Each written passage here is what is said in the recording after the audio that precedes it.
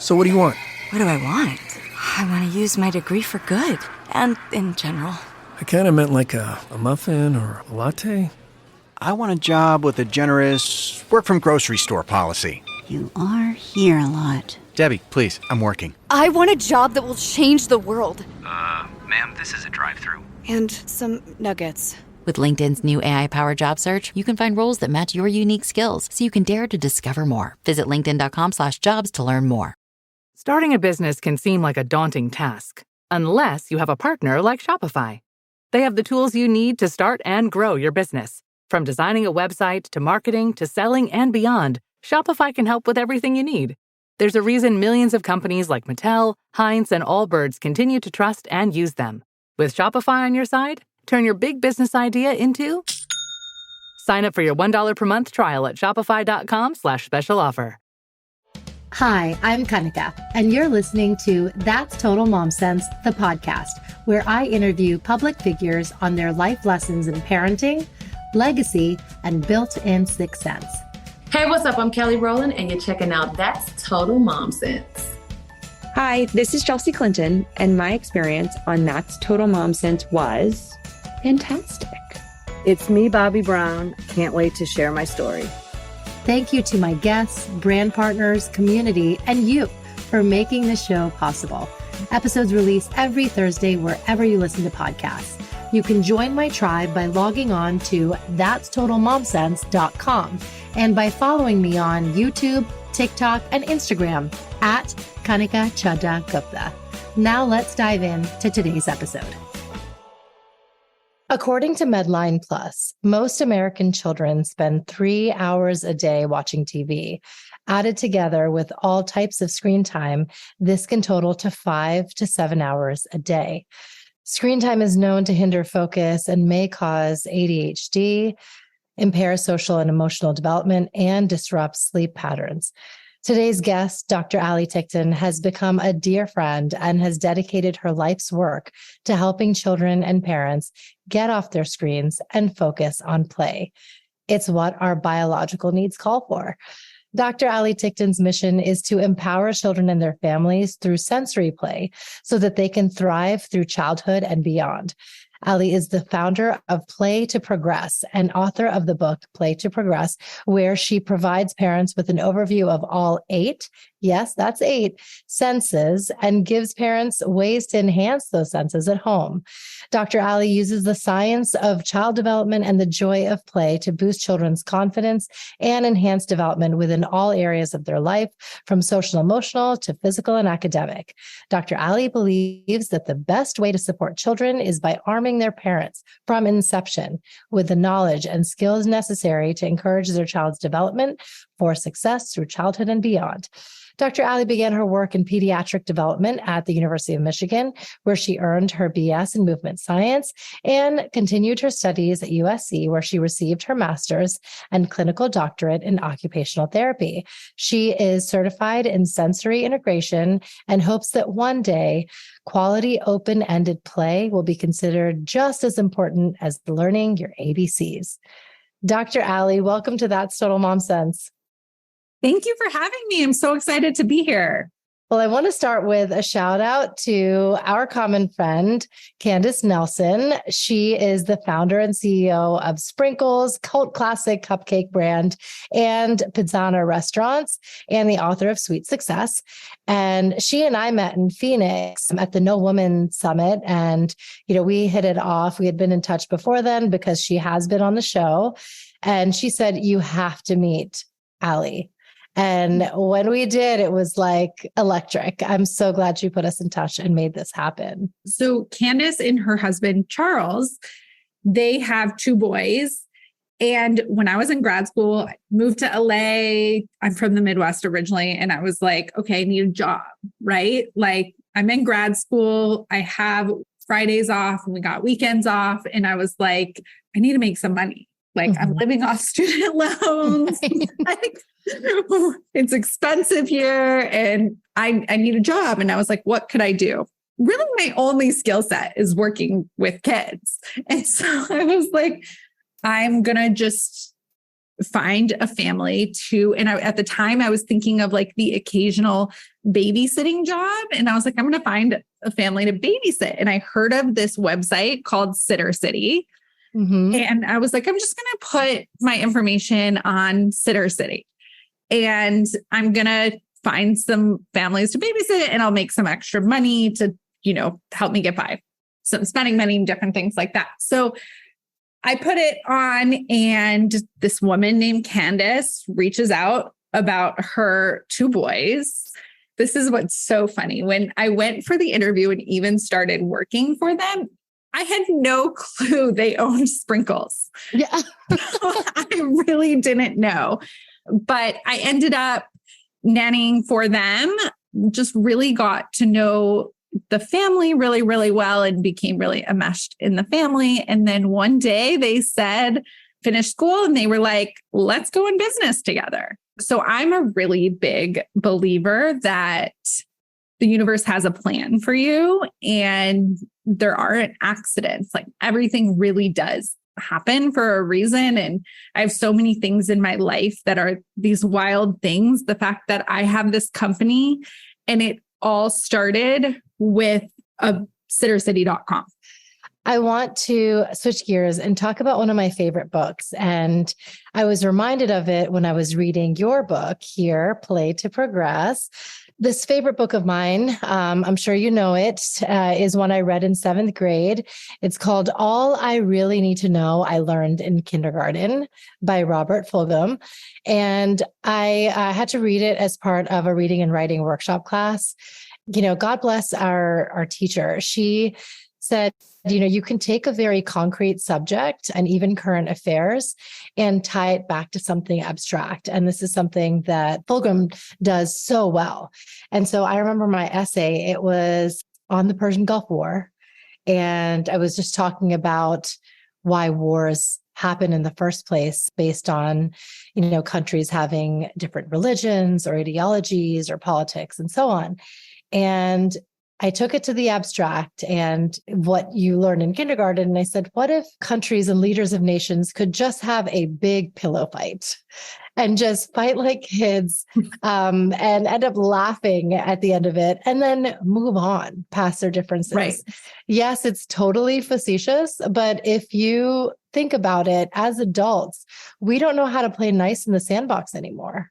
In my childhood, I think of how everything came back to play for me, and play really was my therapy. No matter what chaos was going on in the home, in my life, and not that it was so chaotic, but I always would come back to play. And I was very lucky that I lived on a street growing up where everybody just was always outside playing. First of all, we were always barefoot. I laugh about it because I'm like, we never had shoes on. Like, we were running around the street without shoes on all the time.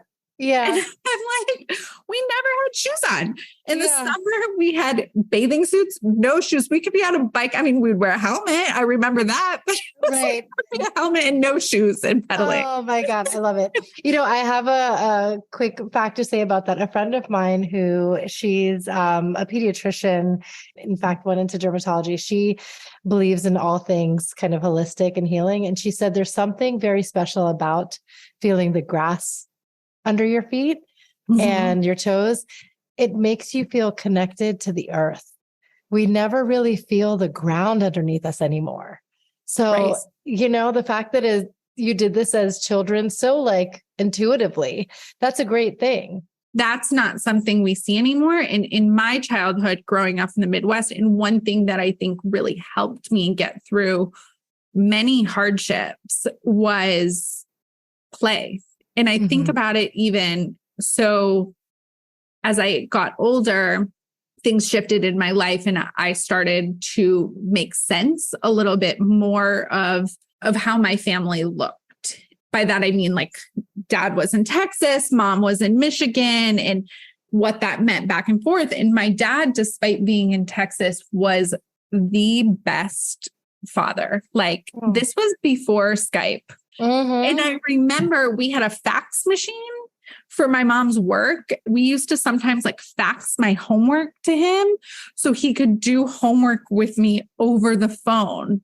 Oh, wow. Oh my goodness. God bless him. That's a baby. Yeah. Amazing. So we've always made it work. And I would go there for the summer in Texas. And we always had this still very, very close bond. Him and I had a very, very special bond. And when I was a teenager and making sense of my world, and of course, like teenagers do, I started really like making sense and putting things together of what's happening in my world. Like, why did you go to Texas? And given that my mom then was in Michigan as a single mom, she worked a lot. And so that meant I spent a lot of time alone. That's when I would turn to my dolls. I would play dolls by myself for hours. And luckily I had all my friends on my neighborhood. But at this time, as a teenager, my dad and I were fighting. Like, I was mad. I was resentful, probably. I was probably a little resentful. And I was also just processing it all as teenage girls do. Yes. My parents took me to something called the Landmark Forum. I don't know if you guys. Oh my God, I've done it. Okay. So my parents met at the Landmark Forum and interesting. Ooh. Plot twist. Yes. And my mom to this day is a big Landmark person. Recently she's getting back into it, but so I like really grew up around Landmark. Mm-hmm. I am not a big Landmark person. I know. I took it for what it was and then kind of.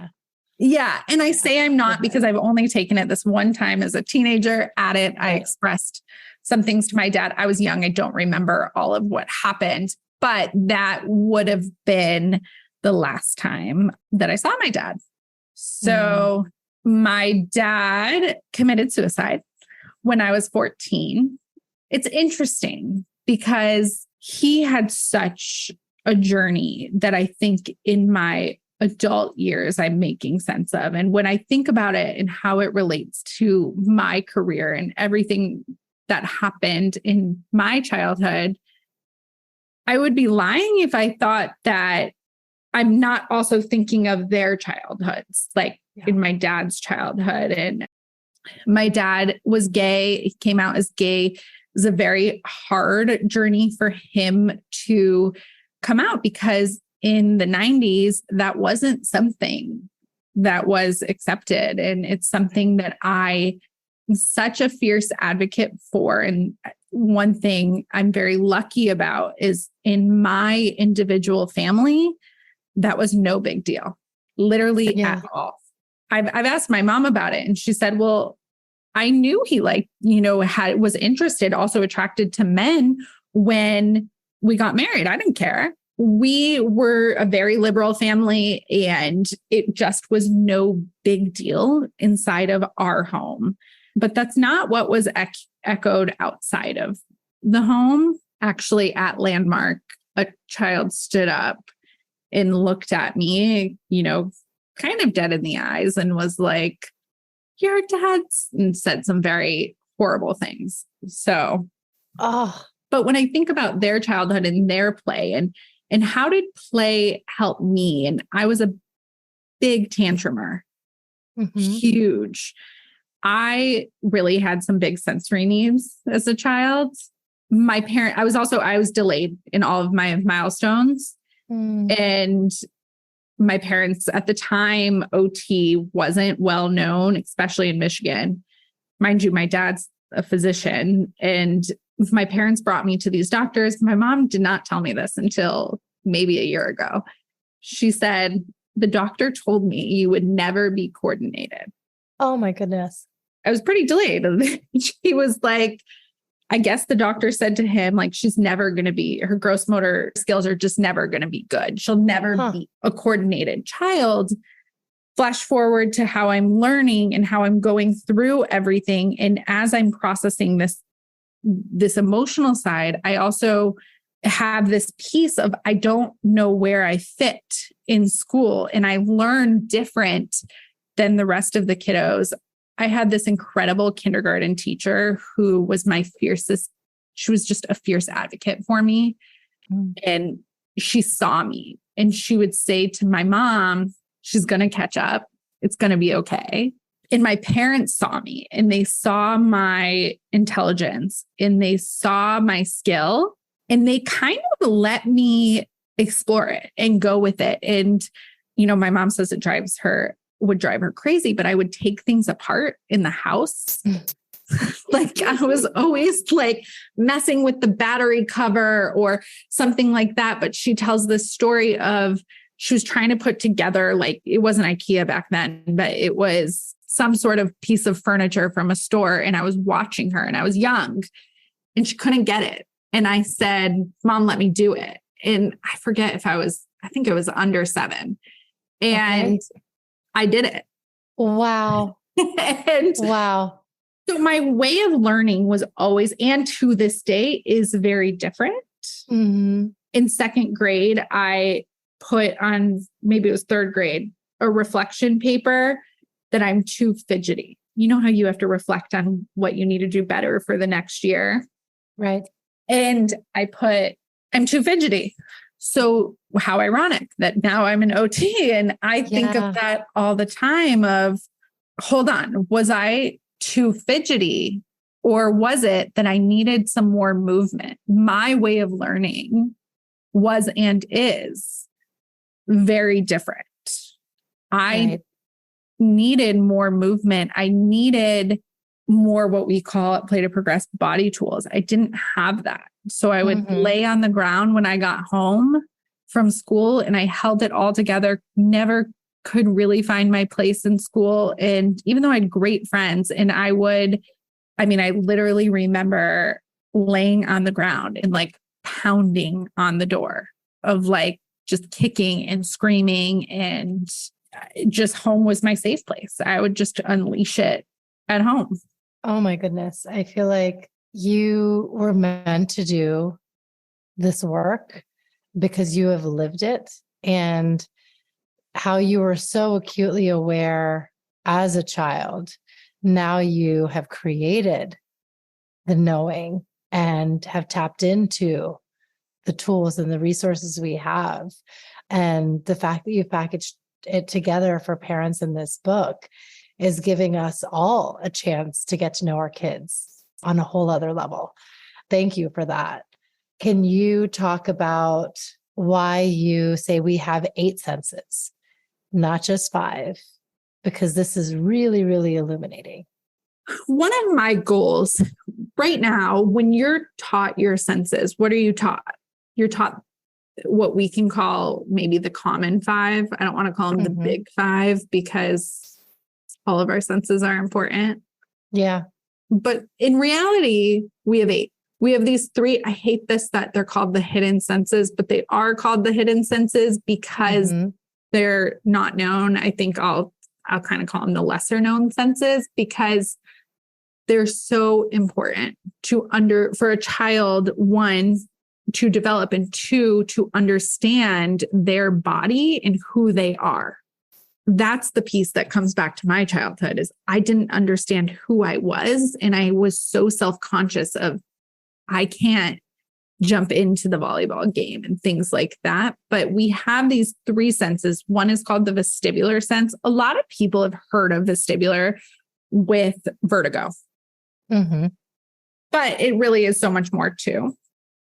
Our second hidden sense is my personal favorite sense. It is called proprioception, and proprioceptive input is very, very calming. Our third sense is interoception. Interoception is one that I see is very important for emotional regulation. All of our senses and how we process senses are very important. How we process sensory input is very important for emotional regulation. But interoception is understanding your internal awareness. And this is why it's so important. Many of us don't understand what our body is telling us. So an easy way to understand interoception is, do I understand I have to go potty? Right? Do I feel I have to go potty? And do I get that? I want to start from the beginning and kind of go through the development of a child. And then that way we can tackle what we should be aware of and help them with at each phase. In utero, is there anything that we can do to help our child's development? Development really does start in utero. And one thing I want to be careful with this question is not to make any parent feel like anything they do is their fault. Yes. Because there is only so much you can do in utero to keep the baby healthy. Of course, that's where our nervous system, our sensory system, that's where everything begins. Is really in utero, which is actually amazing if you think about it. Oh, yeah. I mean, I remember I would put headphones to my belly and, play soothing instrumental music, or in India, we have these, it's like hymns and prayer songs, bhajans.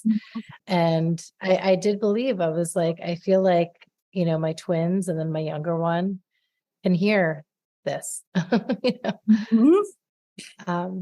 And they would kick and everything. So I feel like it was doing something. And what I think is so special is the bond between a mother and their baby immediately when, you give birth. So all of this development starts in utero.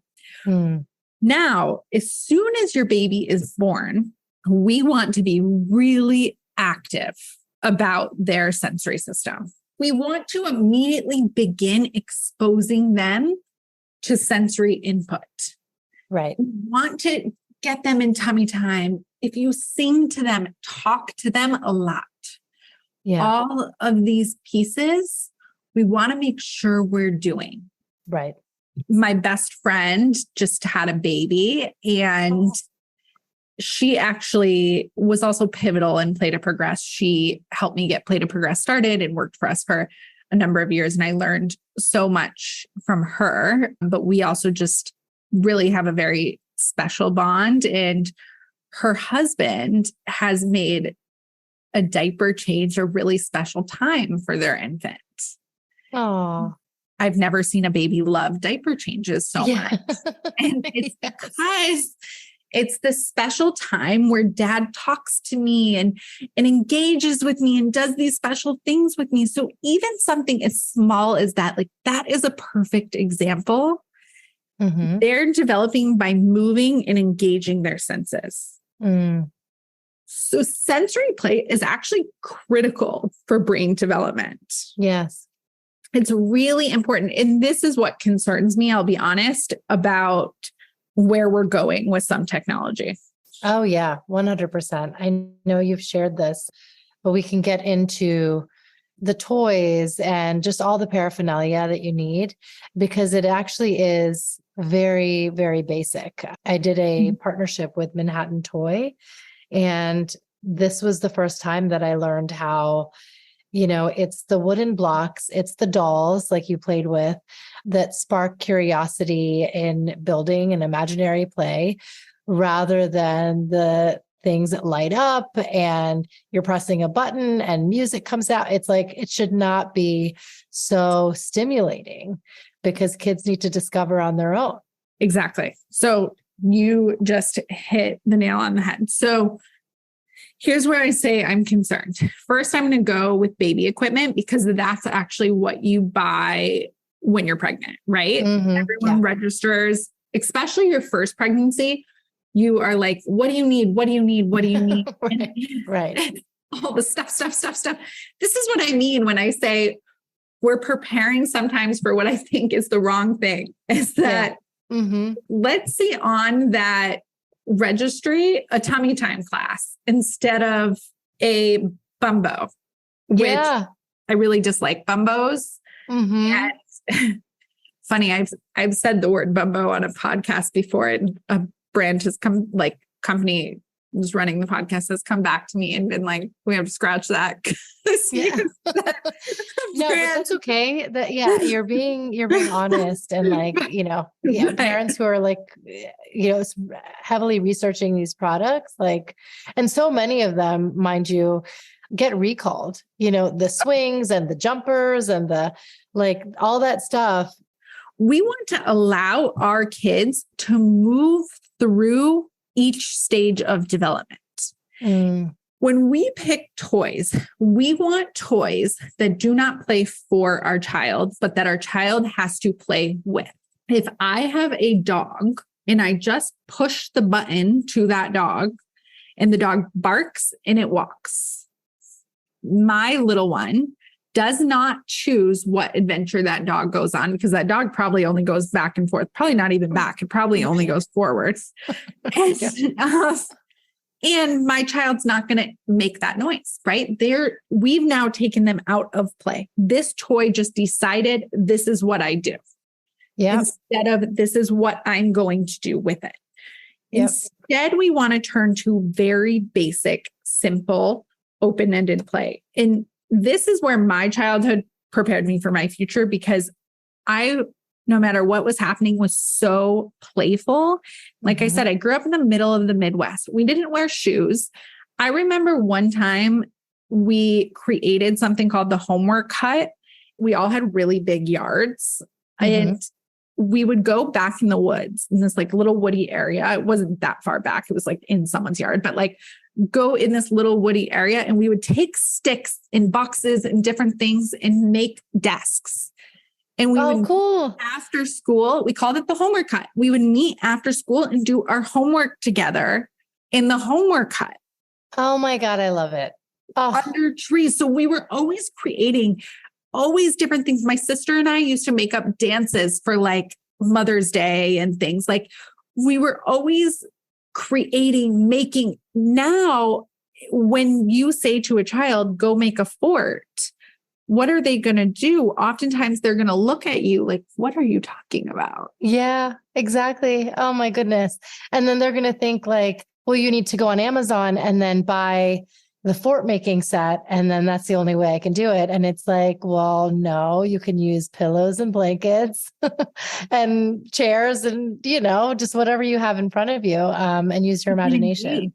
Yeah. Yeah. Oh, that's brilliant. I love that. No surprise that the world's biggest tech founders, from Steve Jobs to Bill Gates, had limited tech for their kids. Yes, we have growing technology and AI at our disposal, but especially in those early years, you can't use them as a crutch. It's only going to stunt them. So yeah, I think that's just really important for us to know. And so let's talk about 2 and up, when I know many of us, including me, introduced screens. And, my kids watched a lot of Cocomelon. A lot. It was just this built-in babysitter.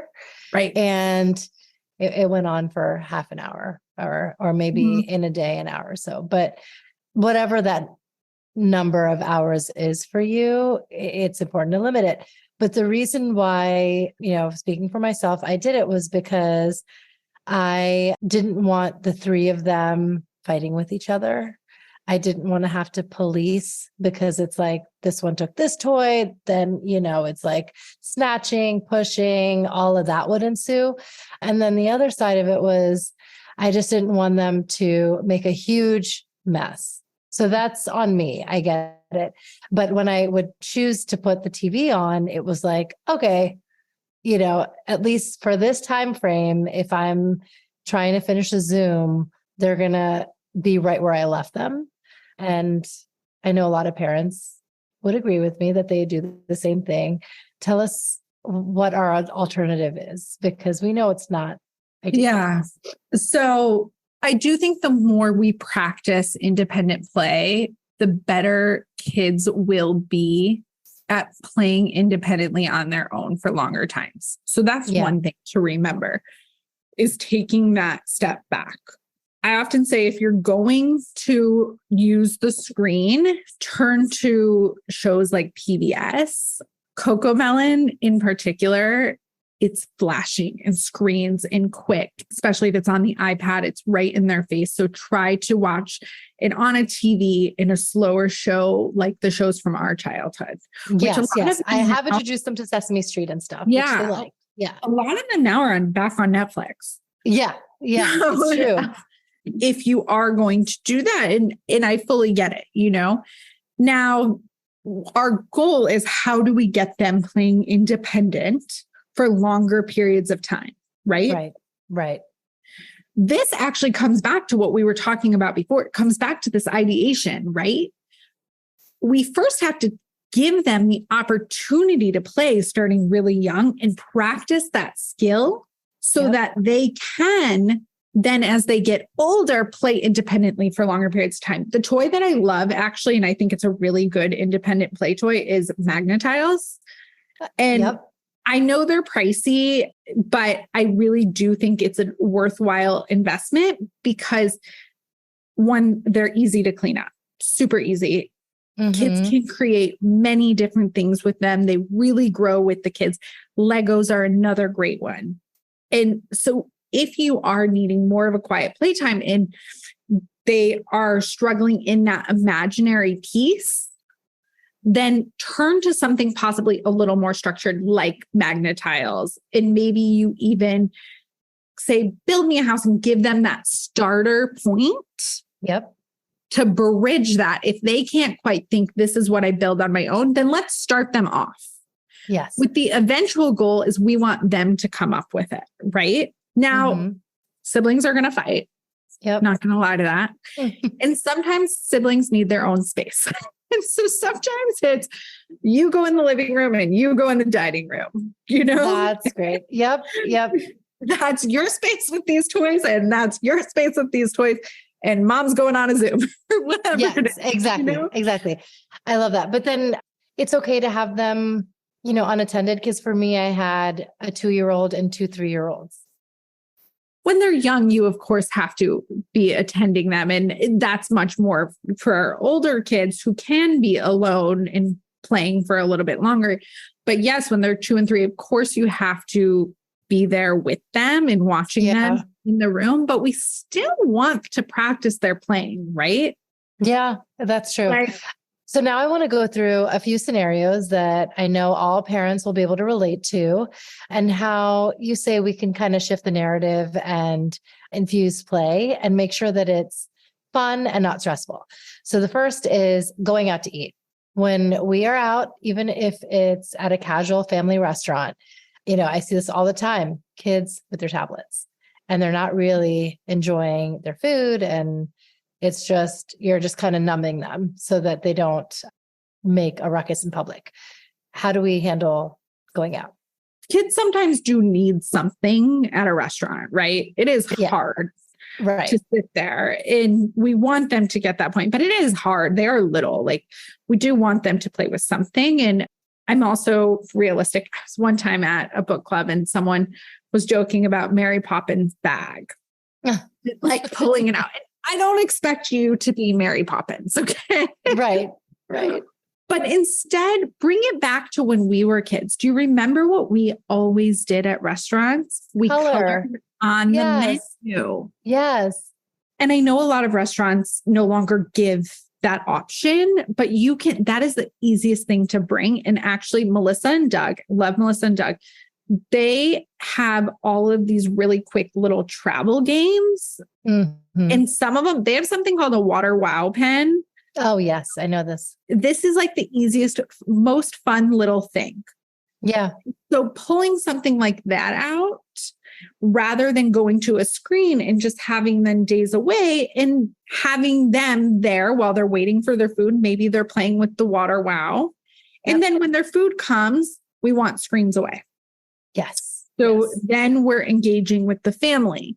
We want toys away. So at that point, then we're all eating together. But I do get it. It is sometimes hard. You want to play while you're waiting for the food and all of that. Great. Bring a little thing. The other thing I want to say is it's okay if your little one acts out in public because everyone understands. And if anything, I commend you for bringing them there and letting that happen rather than just avoiding the scenario or putting an iPad and being like, no, we have to act perfect. Let's shift our mindset a little bit to it's okay if they have a tantrum in public. And you know what? They will. Right. Exactly. What about going to the grocery store? Again, kind of making sure that we have it be fun and playful. Yeah. So talk about sensory input. The grocery store is like the best opportunity. There's so much you can do at the grocery store for a child's sensory. And it can be very overstimulating as well. So knowing if your child, is at the point they can handle that. Here's what I'll say. You're not going to go on a big day of errands if you know your little one's maybe getting sick or they're really tired and they're not at their best. So you're choosing when to take them, of course. Right. But I do think it's really important kids are brought on errands because, again, this all comes back to skills. The more that they can be exposed to, the more sensory input they can be taken in. Put your baby in the cart, let them sit there and look at everything and hear all the noises and feel how it feels to be pushed in a cart, all of those things. And as they get older, if they do have those little carts, I know it's going to take longer, but those are amazing. There was an Instagram reel that I came across where this dad did a hack. And instead of pushing the cart with the baby facing this way, he turned it around and said, let your baby drive.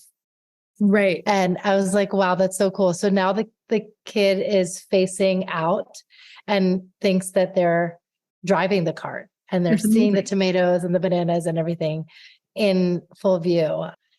And yeah, I feel like there should be handles on the other side so they can do that.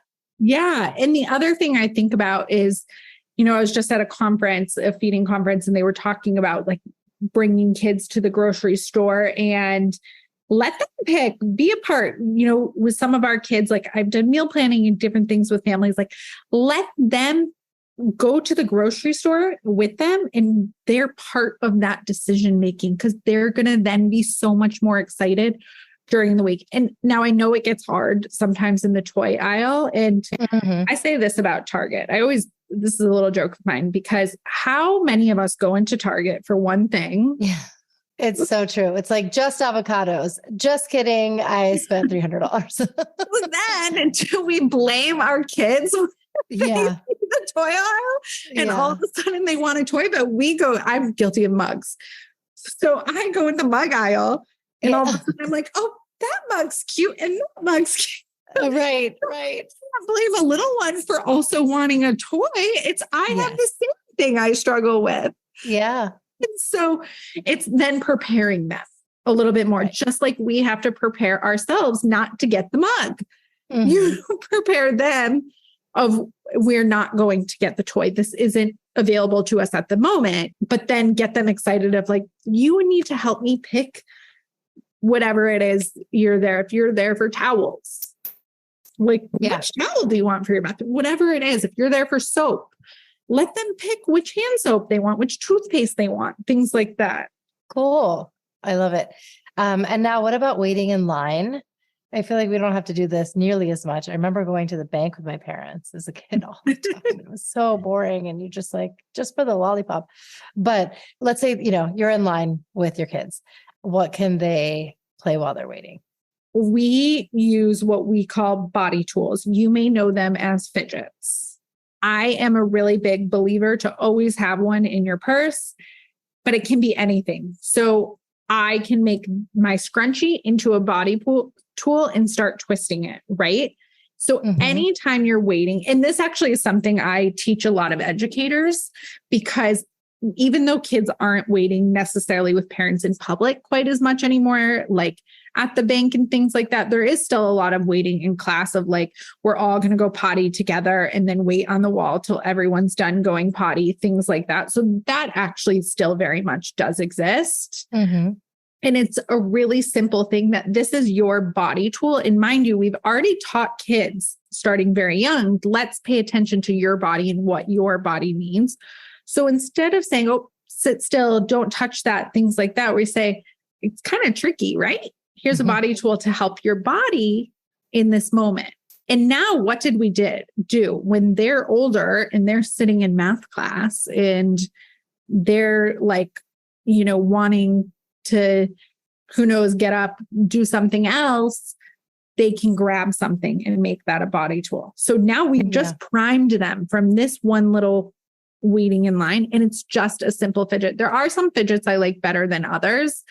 My favorite fidget is the sample from Purple Mattress. Okay. Some people may have heard of the Purple Mattress. I walked in one day with a friend he was buying something there, and they gave me the little sample of the mattress, which they use, I'm assuming, for marketing. And I was like, I'm not interested in the mattress, but this sample. And as it turns out, you can buy them online.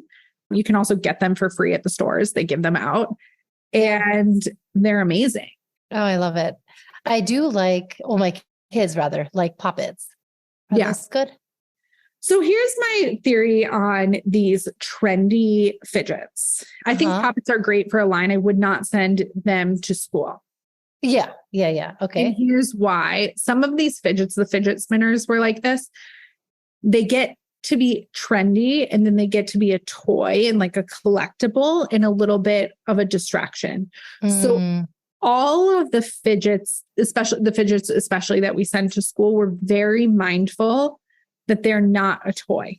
Yeah. Because it shouldn't distract from the education. It should help them attend to their education, right? It should help them access their education. So this little Purple Mattress thing, it's not a toy. It's not trendy, right? Whereas Poppets, initially, when I first saw Poppet, it was long before they were trendy. And I was like, oh, this is going to be great. Then they got really trendy.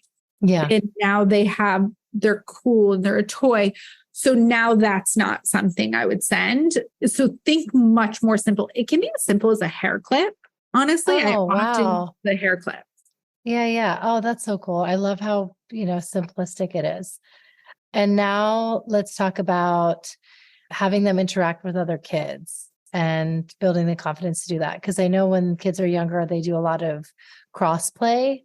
It's like you take your toddler on a play date and they're actually not really interacting with the other. Yeah. Which is totally normal and fine. But when they're a little older, if they want to get involved in the game or whatever, it's how do we help them play with other kids? Yeah, good question. And we learned a lot about this during the pandemic. So yeah, I think we took it for granted in some ways. And then when the pandemic hit and kids were completely separated from one another, we saw so much when we brought them back together. And what I will say is opportunity is everything. Yeah. Bring kids to parks young. There are always other kids at the park. Yes. Your local park is the best place. Your local park, your local library. You don't have to sign up for all these classes. If you want to, they're wonderful, great, do it. But also the park works too. Yes. And so make sure starting really young that they have the opportunity to be around other kids and more than just their siblings, because siblings are often different ages, or in your case, if you have twins, we also want them to have their separate life and learn how to make friends separate from each other. So that's another piece. So the more you can expose them. Now, if they are having trouble jumping into play and playing, you can start that play a little bit. So, for example, this is something we saw a lot after the pandemic. Kids, they were struggling to play together. And so sometimes if I have a little one who's like not jumping into play, and this can really be a big thing in preschool, right? So they're 3, 4, and they're like, I want to play, and they're kind of watching them, but they don't know how to jump in. I may say something like, I noticed they're playing dinosaurs. And I may narrate what I'm noticing, right? So I noticed Johnny is a T-Rex. And I noticed Alex is the zookeeper. It looks like they might need another T-Rex. Oh my gosh. That's brilliant. The T-Rex. So I've just narrated what I saw the kids playing and where they can jump in. Right. Oh, right. That's so nice. And then would you say parents, we don't do this nearly enough, but like we should be doing the fun, crazy things like let's roar like a T-Rex together. Yes. Let's walk like a cat. Like, yeah. Oh my goodness. So you know what I tell parents all the time? Okay, so I'll tell you, I love camp. I believe camp is like where kids' lives are changed. Yeah. I dream of like one day in my retirement starting a camp, and I just believe it's the most special place and where kids really, really connect. And I just love it. So because of that, you know, I've worked at many camps, and especially Paul Newman's camps. He has a network of camps called the Serious Fun Camps. I worked at one called Double H while I was in college for a year. And then when I moved out to LA, I got involved in the one out here called the Painted Turtle. And if ever you need an example of an adult tapping in, go volunteer at one of these camps. And you see adults being so silly. And so I'll always say to parents, tap into your inner camp counselor. Yeah. Like tap in and get silly, be hysterical, be funny, chase them. And I promise you, it's going to be therapeutic for you to get that inner child out. Right. And this is a big one. And I'm sorry to all parents, be okay with the mess. I know. That's so hard. I know. And you know what? We're so, I think, like mess averse that it's one of these things like, let them get messy. And I will tell you, like my mom one day called me after a day with my nephews and she's like, they just like to get so messy. Like, I don't remember you girls getting that. And I'm very tactily sensitive.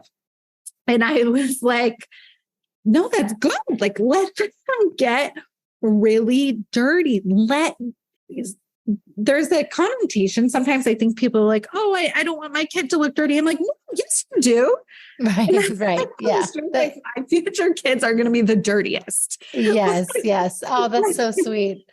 Get messy with them. Show them it is okay to get messy, because sometimes if a child sees their parent like always cleaning up and always wiping and things like that, they don't feel they have that permission. They're going to imitate that a little bit too. And so, and not saying all the time, they may not. Every child's different, but we want to give them the permission to be like, we're just going to go wild, you know? Right. Oh my gosh. You are inciting a change in me. I'm going to show them that I can be the fun, messy mom too. I wanted to just touch on the fact that Play to Progress is not only a book, it is also a brick and mortar location, right? Yes. And so the book is Play TO Progress. The company is Play the number 2 Progress.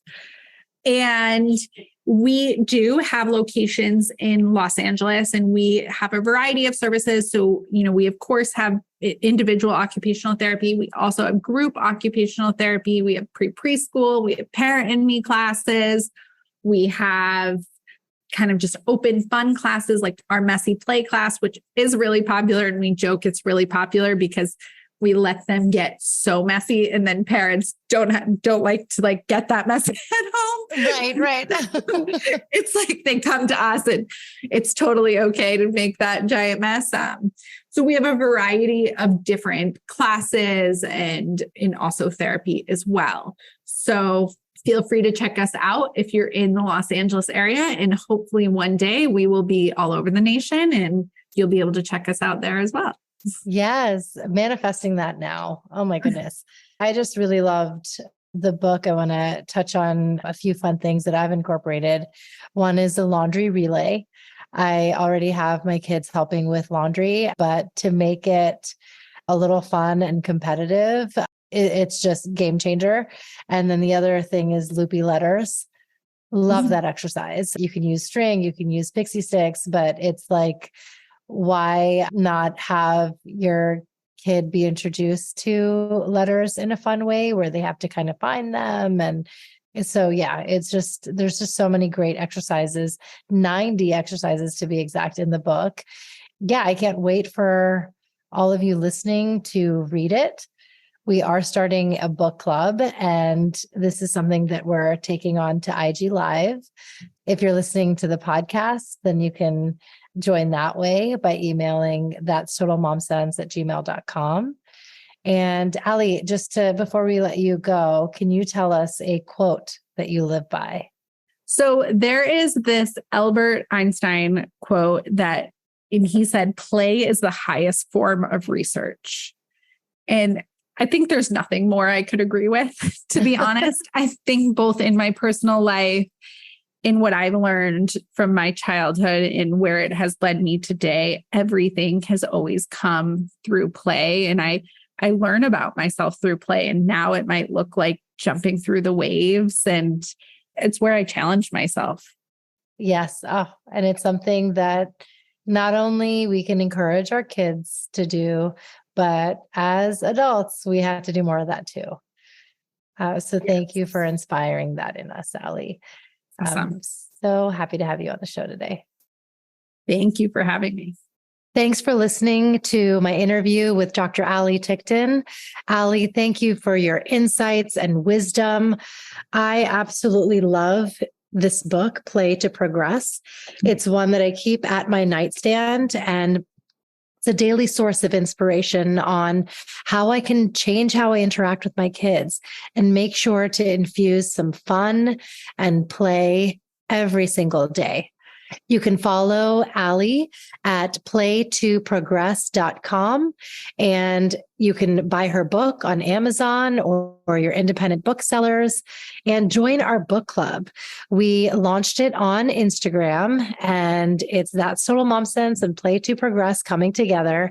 And we're going to have a meeting to discuss the book and go over your specific scenarios in parenting and the like that Dr. Allie can help with. She's here for you, and she will help you navigate all those struggles and get you those solutions that you've been seeking. You can follow me at Kanika Chadda Gupta and on my website, that's totalmomsense.com, and subscribe to the show wherever you listen to podcasts. That's Total Mom Sense. We're also on YouTube as podcasts, so you can watch videos of the episodes you love. I am so honored to have you part of my community, and I'm glad to be collaborating with experts like Dr. Allie to serve you better. As always, trust your mom sense and dad sense. Stay strong, super parents. I'll see you next time. That's Total Mom Sense.